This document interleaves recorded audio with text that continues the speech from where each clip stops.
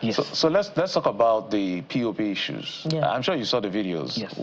Why are POPs collapsing? Bad workmanship. I won't speak to the part of the client, I'll speak to the part of the artisans doing the work. A lot of times, artisan schools, people go there and they don't finish. They come out and they claim they know what they are doing. You don't employ them based on maybe past experience and things like that, and you just take them. At the end of the day, you're having issues. If a ceiling is supposed to be designed a certain way, and it's supposed to be hung on the wall, on the surface of the slab, what we call decking. You understand? If it is done that exact way, you won't have problems.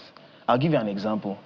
There is a particular steel wire that you are supposed to attach to the nail that you nail into the structural ceiling before you then attach it to what the POP will be. Some people use binding wire.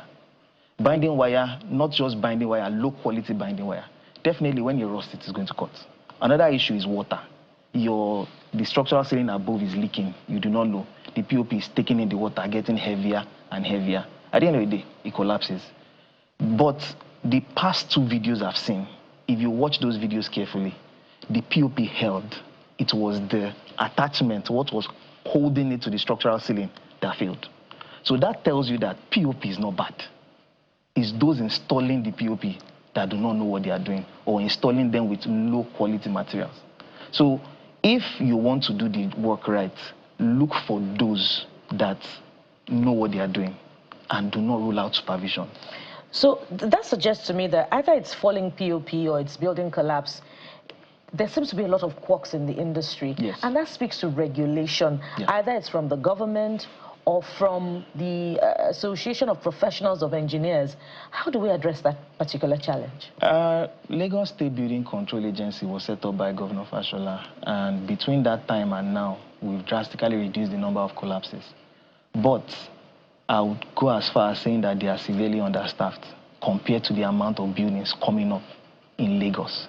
So they usually are not everywhere.